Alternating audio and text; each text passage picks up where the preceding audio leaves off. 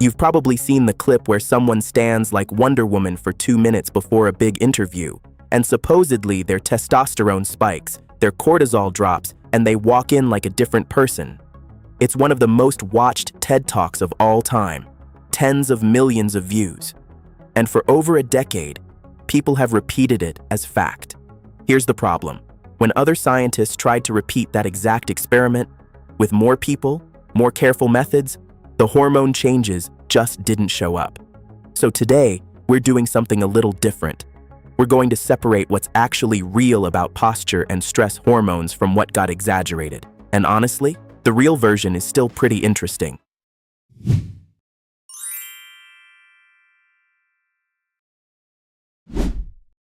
In 2010, researchers Dana Carney, Amy Cuddy, and Andy Yap ran a small study. 42 people. Half-held expansive poses, hands on hips, feet apart, taking up space. Half-held contractive poses, arms crossed, shoulders hunched, making themselves small. After 2 minutes, the powerful group reportedly showed higher testosterone, lower cortisol, and more willingness to take risks. It's a great story. Simple action, measurable hormone shift, better performance. Cuddy's TED Talk turned it into the fake-it-till-you-make-it idea, and it exploded. But science works by replication, other labs trying the same thing to see if it holds up. And when a much larger study of 200 people reran the experiment in 2015, the testosterone and cortisol effects disappeared. A 2024 study published in Women.Psychology tried again and found the same thing. No reliable testosterone change from posing. One of the study's own original co-authors, Dana Carney, later said publicly she no longer believes the hormone findings hold up. That doesn't mean posture is meaningless. It means the specific posture changes your hormones in 2 minutes claim is on shaky ground. What's left is actually still worth knowing.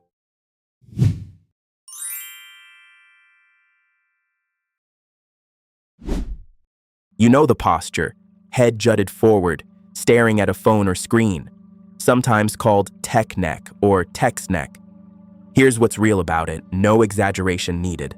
For every inch your head shifts forward of your shoulders, the effective load on your neck and upper back muscles roughly doubles. A head that's supposed to weigh 10 to 12 pounds can feel like it's putting 40+ pounds of strain on your neck muscles when it's jutted forward for hours. That constant muscular tension is a real, measurable stressor on your body.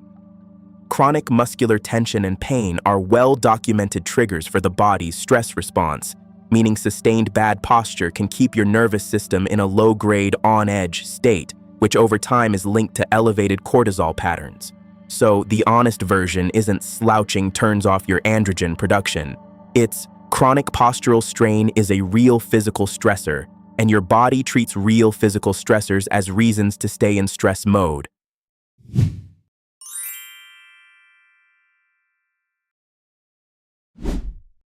This is where the science gets genuinely interesting, and it doesn't need any exaggeration. When you slouch, your rib cage compresses and your diaphragm, the big dome-shaped muscle under your lungs, can't move through its full range. That means shallower breathing, using your neck and chest muscles to breathe instead of your diaphragm. Shallow chest breathing is strongly associated with activating your sympathetic nervous system, your fight or flight mode. Slow, deep, diaphragmatic breathing does the opposite. It stimulates your vagus nerve, which activates your parasympathetic nervous system, your rest and digest mode. This part has real repeated evidence behind it. Studies measuring heart rate variability, a solid marker of nervous system balance, consistently show that slow diaphragmatic breathing increases parasympathetic activity and can measurably lower cortisol and subjective stress within minutes. So, an open chest and an upright spine don't hand you a testosterone boost, but they do let you breathe properly, and proper breathing has a real, repeatable calming effect on your stress hormones.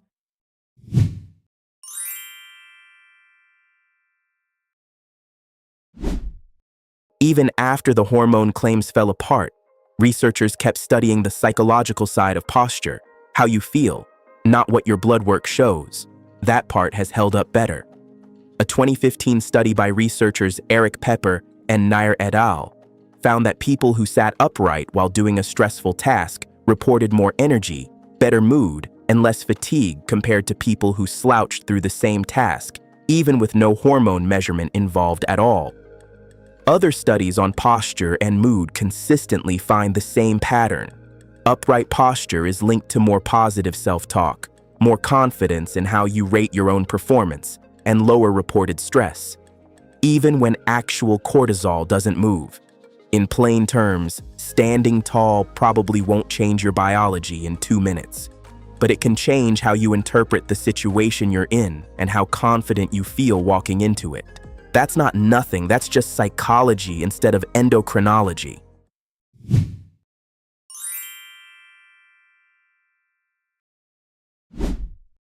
Here's a routine worth doing before something stressful: an interview, a big conversation, a presentation. Not because it will spike your testosterone, but because it opens your breathing and shifts your mental state, both of which are real. Stand tall, feet shoulder width apart, 20 seconds. Just let your spine stack naturally, shoulders back and down. Open your chest, arms relaxed at your sides or on your hips, 20 seconds. This isn't about dominance, it's about letting your ribcage expand fully. Breathe low and slow, 60 seconds. Inhale through your nose for 4 counts, feeling your belly, not just your chest, expand. Exhale for 6 counts. This is the part doing the real work on your nervous system. Roll your shoulders back, chin level, 20 seconds, before you walk in. Call it a breathing and mindset reset. That framing is accurate, but calling it a hormone hack isn't.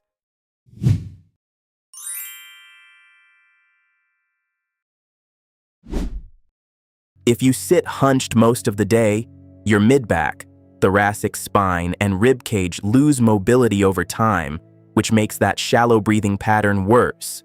A short mobility sequence can help. Seated or standing chest opener.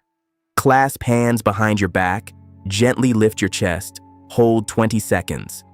Thoracic extension over a chair back or foam roller.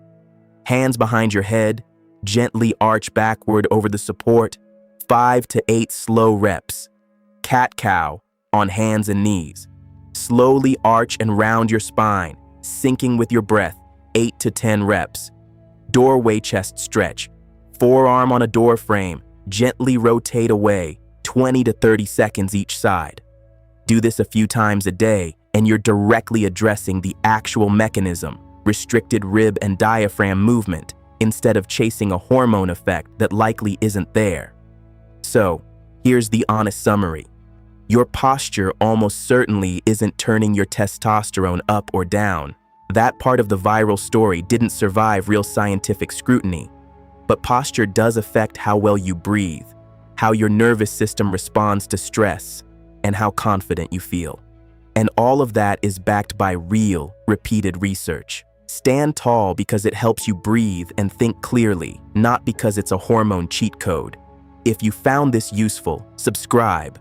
Next week, we're fact-checking another viral health claim.